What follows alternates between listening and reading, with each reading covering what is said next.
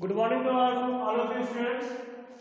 Concrete technology lecture हमारा और जो हमारा यूनिट चल रहा है कंक्रीटिंग ऑपरेशंस चल रहा है और टॉपिक के बारे में फॉर्मवर्क के टॉपिक के बारे में डिस्कस कर रहे थे हम लोग। तो नेक्स्ट जो टॉपिक है functional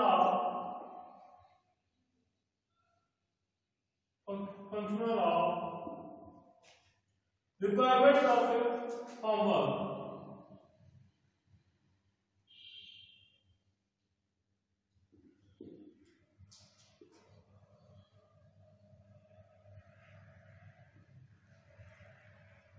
function of requirement of homework पहला क्या है?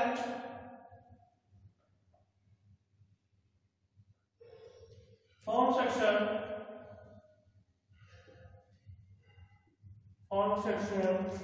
should be of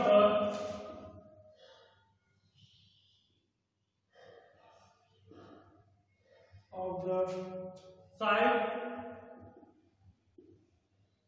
that can be lifted and transported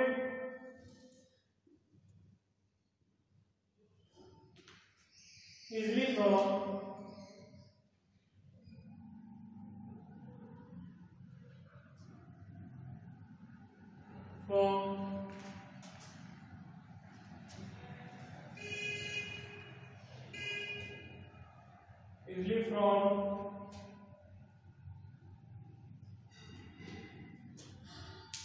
one job site to another। मतलब ये कहना चाहता था फॉर्म वर्क जो होता है, जो फॉर्म हो वो लाइट वेट हो। करने का मतलब क्या हो? वो लाइट वेट हो ताकि इजिली ट्रांसपोर्ट हो जाए। एक जगह से दूसरे जगह ले जाने में हमें ज्यादा मशक्कत ना करनी पड़े। कभी देखिए ऐसा होता है, कभी कोई बिल्डिंग 1 स्टोरी होती है, 2 स्टोरी होता है, कभी ऐसी होती है 20 स्टोरी, 30 स्टोरी, 100 स्टोरी बिल्डिंग्स होती हैं। तो उसको लोड जितना हाइट पे लेके जाते हैं उतना लोड बढ़ता जाता है ना, उसमें दिक्कतें होती हैं, मशक्कतें आती हैं हमको क्या ट्रांसपोर्ट करने में। तो अगर ये ज्यादा वेट रहेंगे ना, इसकी वजन ज्यादा रहेगा ना, तो कैरी करने में और जो वेट ऊपर ले जाने में ना बहुत समस्याएं आएंगी। इसीलिए कोशिश ये किया जाता है कि जब फॉर्मवर्क रहे वो लाइट वेट रहे, उसका वजन क्या है कम रहे। ये तो ताकि एक साइड से दूसरी साइड ले जाना, क्योंकि ऐसा नहीं कि एक बार जाकर यूज करें तो दूसरी बार एक किसी साइड पे यूज ही नहीं करेंगे। इसका ऐसा कंडीशन नहीं होता। अगर एक बार यूज कर लिए तो उसको दोबारा रीयूज कर सकते हैं। तो उस कंडीशन के लिए किया जाता है ताकि ये लाइट वेट हो और साइज छोटा हो, साइज बहुत बड़ा साइज रहे। जितना मेंबर है मेंबर के अकॉर्डिंग साइज रहे, इसका एक्स्ट्रा कुछ साइजेस में है।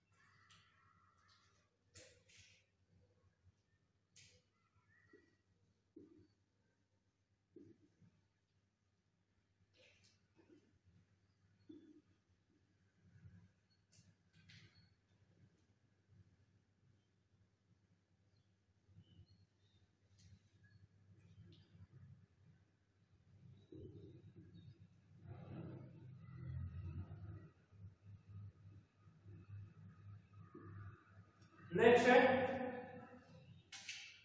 The formula must be interchangeable मतलब ऐसा ना कि अगर ऐसा कंडीशन नहीं कि एक शेप अगर उसका बना दिए तो दूसरा शेप उसका बन ही नहीं सकता। दूसरा मेंबर अगर जैसे बीम बना दिए उसका ऐसा ना उसका कॉलम का मेंबर अगर कॉलम के लिए फॉर्मवर्क बनाना चाहते हैं, ढांचा बनाना चाहते हैं, वो बने ही ना। ऐसे कंडीशन नहीं होना चाहिए। ऐसा कंडीशन होना चाहिए ये कहीं पे भी यूज हो जाए।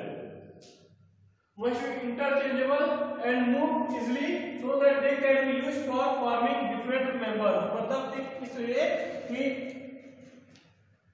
अब उसको यूज कर लिए फिर उसको आप दूसरी मेंबर में भी यूज कर ले। मैं वही बोला ना, अगर कॉलम के लिए यूज किए तो बीम के लिए कटिंग करके, ऐसा नहीं कि बीम की कॉलम की साइज एक ही होगी, कटिंग सॉरी उसमें चीजें काटनी पड़ती हैं। जैसे डायमेंशन के अकॉर्डिंग जो डायमेंशन रहती है, जो मेंबर का डायमेंशन रहता है उसके अकॉर्डिंग हमको क्या करना है, कटिंग करनी पड़ती है। तो वो ऐसी चीजें हमारी ऐसी फॉर्म पर होनी चाहिए।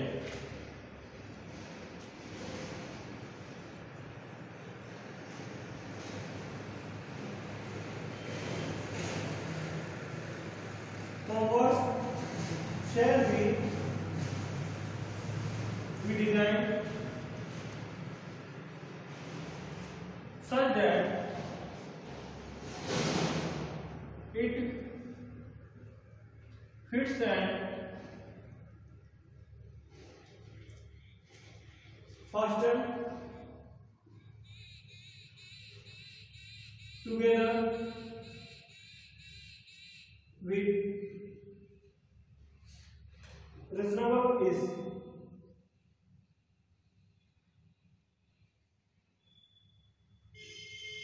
Forward should be designed such that it fits and fastened together with reasonable ease। मतलब इस तरह से बनाया जाए कि ढीला ढाला ना रहे, ऐसा नहीं कि उसमें गैप रहे, एकदम फिट रहे।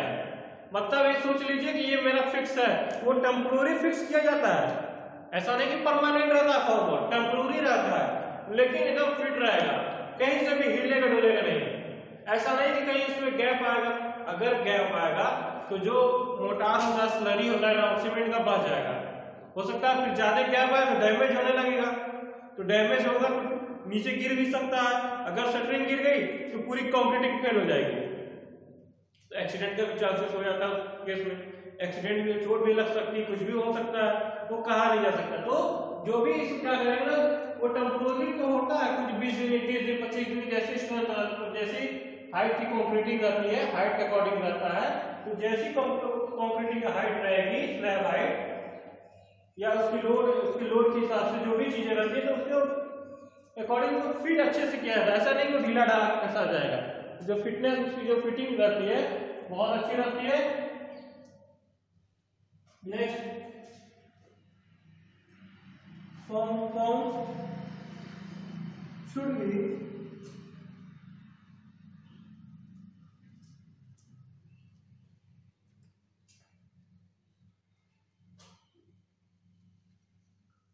be simple to build,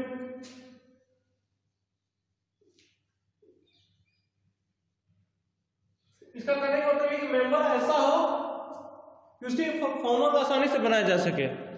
member ऐसा मेंबर डिजाइन किया जाए ताकि इसकी जो फॉर्म जो है इजी से बनाया, आसानी से बनाया जा सके, नहीं कि इतना कॉम्प्लिकेटेड बना दिए। जैसे ये जहाँ कहीं बीम का मेंबर जो रहता है, मतलब बीम ऐसा रहता है, कॉलम या तो फिर ऐसा सर्कुलर हुआ, ऐसा नहीं कि ऐसे बना दिए, ऐसे बहुत, या ये तो थोड़ी सी कॉम्प्लिकेटेड चीज होती है, या फिर इसमें कुछ और डिजाइन ऐड कर दिए, कुछ और डिजाइन, मतलब कि ज्यादा कॉम्प्लिकेटेड ना रहे।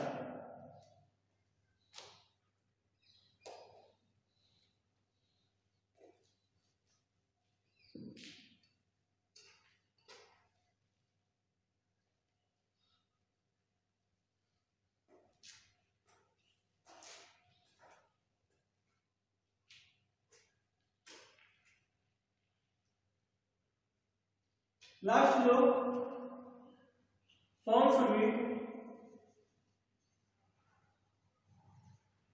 should be made such that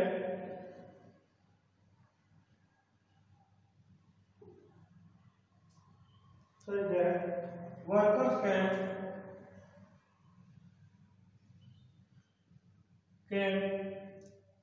handle them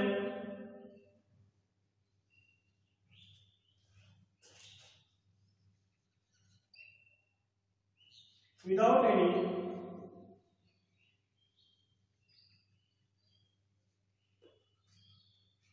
safety issue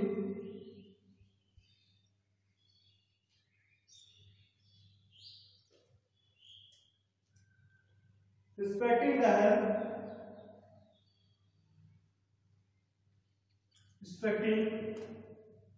health, safety and hygienic regulation act.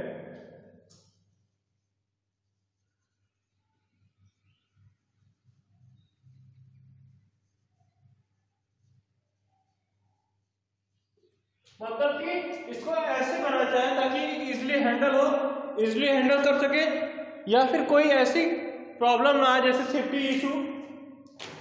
कभी कभी ऐसा होता है ना कि देखिए कोई भी काम में कभी कभी मिस्टेक हो सकती है, चाहे किसी भी तरह का वर्क हो मिस्टेक हो सकती है, कभी कभी छोटी मिस्टेक या बड़ी मिस्टेक ऐसा। तो उस मिस्टेक जो है उसको सावधानी से करना पड़ेगा। तो या तो हो सकता है कभी स्किल्ड पर्सन और जो वर्क कर रहा है स्किल्ड पर्सन ना रहा हो, या कुछ ज्यादा एक्स्ट्रा लोड की वजह से गिर गया नीचे कोलैप्स कर गई, तो उस केस में क्या करेंगे? या उसके साइड पे कीलें रहती हैं, पिंस रहती हैं, तो क्योंकि जो फिट की जाती है ना जो फॉर्मर जब जैसे फिटेज बिना कील के ये सब फिट नहीं होती है, और फिर से और जैक से सारी चीजें उसके लिए लगती है। तो क्या होता है उसको सेफ्टी से इशू से भी ध्यान देना। सेफ्टी में क्या, हेलमेट पहने, सेफ्टी शूज रहता है, ग्लव्स यूज करें, जो भी चीजें मतलब कि हमारे सेफ्टी, खुद की सुरक्षा अपनी भी जिम्मेदारी है, खुद की सुरक्षा अपनी पहले जिम्मेदारी बनती है, फिर किसी और की बनेगी। तो पहले हम खुद की सुरक्षा करेंगे, तो सेफ्टी शूज हुआ, हेलमेट हुआ, ग्लव्स हुआ, जो भी चीजें हैं, ग्लासेस हुआ, वो सब चीजें हम यूज करेंगे। हेल्थ सेफ्टी, हाइजीनिक रेगुलेशन कर सकता है। हाइजीनिक मतलब ज्यादा प्रॉब्लम कहीं बड़ी त्रासदी जैसे हो गई, या सोच लीजिए कि अब कोई बड़ी बिल्डिंग है उसकी कंस्ट्रक्शन चल रही है, उसकी फॉर्मवर्क चल रहा है, वो अचानक कोलैप्स करके गिर गई, नीचे गिर गई, तो वो बड़ी कंडीशन हो जाती है। उसमें हो सकता है 10-15 लोग, 20 लोग, कभी ज्यादा बड़ी बिल्डिंग है, एरिया ज्यादा 10,000-20,000 स्क्वायर फीट एरिया है, तो उस कंडीशन में क्या हो सकता है कि ज्यादा डैमेज करे। जब कोई भी कंडीशन जहां पे डैमेज ज्यादा हो जाता है ना, कहीं पे भी अगर नुकसान ज्यादा हो जाएगा तो एक आपदा के रूप में हो जाता है, उसको एक आपदा कहा जाता है। वही होता है hygienic regulation etcetera. Hygienic regulation वही एक तरह से आपदा हो जाता है। तो ये तो था हमारा topic, function of requirement of former. अब नेक्स्ट चलेंगे economical requirement of former. Economical requirement of former, economical मतलब क्या होता है? इकोनॉमिकल मतलब कोई चीज होता है सस्ता। ऐसा नहीं कि अगर कंस्ट्रक्शन हम कर रहे हैं तो जितना मन उतना पैसा लगाना है, बना रहा है, इसका मतलब ऐसा नहीं कि पूरा पैसा की बर्बादी कर देंगे। उसमें भी ध्यान देना है कि एक टेक्निकल पर्सन है, एक आप as per engineer skilled person work कर रहे हैं, इसका मतलब आपको ये भी ध्यान देने की आवश्यकता है कि जो खर्च हो कम से कम हो। ऐसा नहीं है कि अगर हम कंस्ट्रक्शन कर रहे हैं तो उसका मतलब कि हम केवल ये खर्च पे ध्यान देंगे ही नहीं, बस मुझे काम से मतलब, ऐसा नहीं, सारी चीजें ध्यान देनी पड़ती है, एक छोटे पॉइंट पे आपको ध्यान देना पड़ता है। Economic requirement of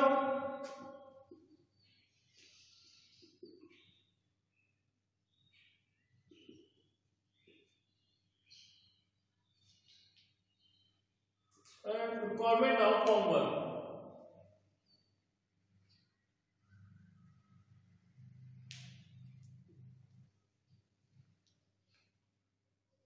First, formwork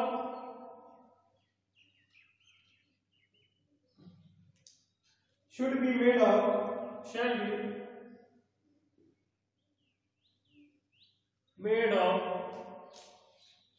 low cost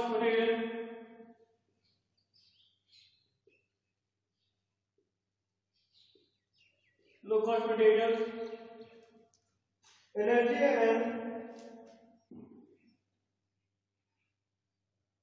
energy and labor if possible। मतलब कि farmer shall be made of low cost material, मतलब कि जो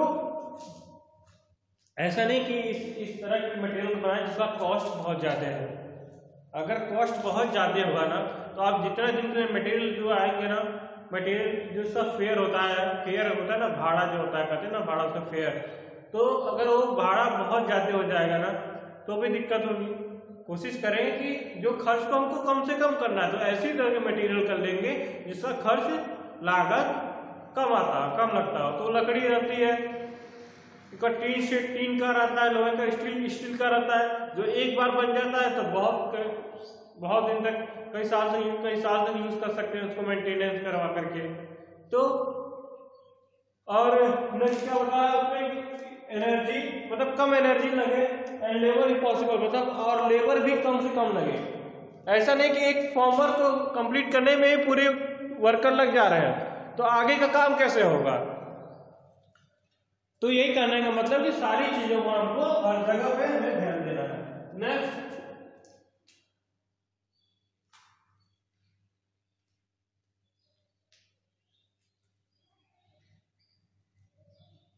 Former should be manufactured as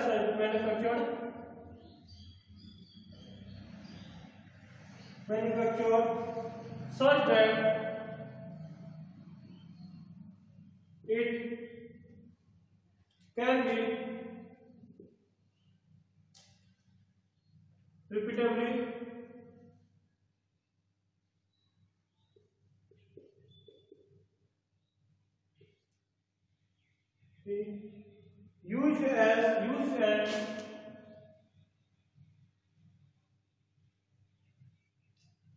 used and shall be as adaptable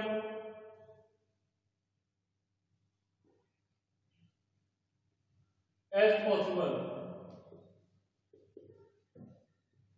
मतलब कि manufactured such that it can be repeatably used and shall be as adapted as possible। मतलब कि उसी बार बार हम use कर सके।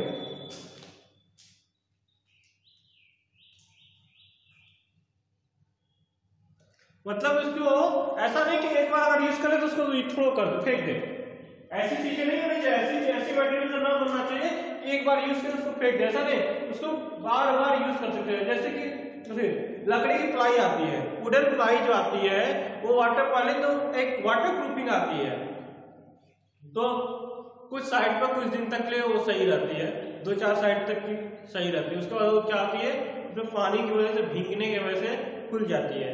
पानी में भीगने से जब खुल जाएगी तो जब वो धूप होगा तो सूख जाएगी, सिकुड़न हो जाएगा तो टेढ़ी हो जाती है, खुल जाती है, टेढ़ी हो जाती है, तो उसमें डिफेक्ट आ जाता है, तो जो शेप आता है ना वो प्रॉपर नहीं आता है।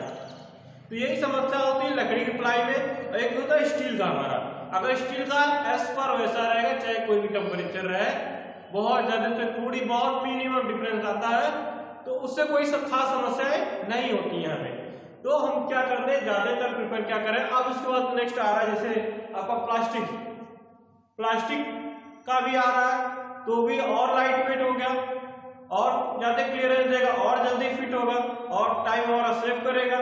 तो जैसी नीडें धीरे धीरे हमारे जो इंजीनियर है, रिगार्डिंग हमारे साइंटिस्ट हैं, हमारे नीड के अकॉर्डिंग, हमारे जरूरत के अनुसार वो चीजों को बदलते रहते हैं। तो वही कहने का मतलब है कि हम ताकि वो बार बार कहीं यूज कर सके, ऐसा ना कि एक बार में कितना हो जाए।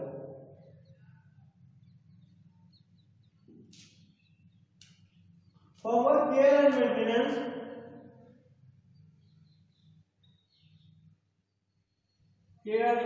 And maintenance,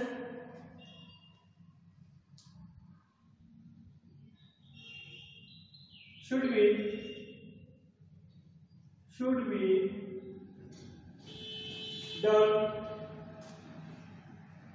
according to specialization।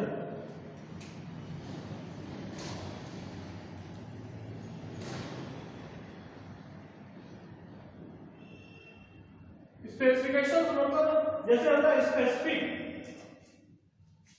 हर के लिए अलग, किसी स्पेसिफिक मतलब किसी पर्टिकुलर होता है, पर्टिकुलर मतलब सभी के लिए, स्पेसिफिक होता है किसी एक के लिए। मतलब क्या होगा, किसी एक मटेरियल के लिए क्या करेंगे, मतलब homework care and maintenance should be done according specification. मतलब केयर मेंटेनेंस, देखिए लकड़ी का अगर प्लाईवुड का है फॉर्म तो उसको अलग तरह से केयर एंड मेंटेनेंस करेंगे, और स्टील वाला है तो अलग, स्टील में वेल्डिंग करेंगे, स्टील में वेल्डिंग करके मेंटेनेंस करेंगे, और लकड़ी वाला अगर प्लाईवुड है तो उसको बीट का यूज करके उसको मेंटेन करेंगे, मेंटेनेंस करेंगे उसका। तो ये कहने का मतलब जैसी मटेरियल है उसके मटेरियल के हिसाब से उसकी मेंटेनेंस हम करेंगे। तो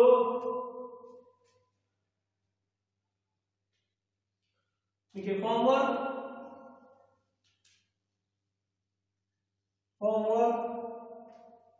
can be made out of timber, plywood, steel,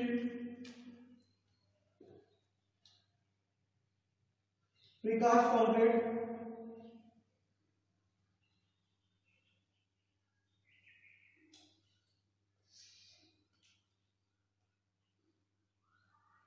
or fiber glass,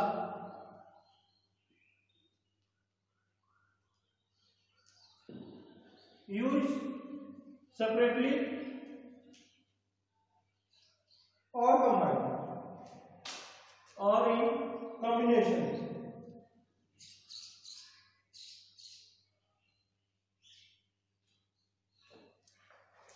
देखिए The former can be made out of timber, लकड़ी का बोला था, प्लाईवुड बता रहा था, स्टील का लोहे का बताया था, प्रीकास्ट कंक्रीट, कंक्रीट का पहले से ही स्ट्रक्चर बना के रखा गया उसका, और फाइबर ग्लास है ना, ग्लास जानते हैं ना, ग्लास तो ये फाइबर का ग्लास होती है हमारी, तो फाइबर ग्लास यूज सेपरेटली और इन कंबाइनेशन, या तो इसके साथ इस्तेमाल कर सकते हैं फाइबर ग्लास ये सब चीजें, या फिर अलग ही इसका यूज करें। तो ये हमारे टॉपिक थे इकोनॉमिक रिक्वायरमेंट्स ऑफ होमवर्क और हमारी functional of requirement of homework. दोनों टॉपिक मैंने पॉइंट टू पॉइंट मैंने समझा दिया है, और कोई कंसेप्चुअल चीजें तो इसमें थी नहीं, स्ट्रेट फॉरवर्ड थ्योरी है इसमें। तो एक बार और खुद से आप अगर पढ़ लेंगे, नोट्स पढ़ लेंगे, तो आप कभी ये भूलेंगे नहीं इसी चीज। तो इस लेक्चर में इतना ही, नेक्स्ट लेक्चर में नेक्स्ट टॉपिक कवर करूंगा। Okay, thank you.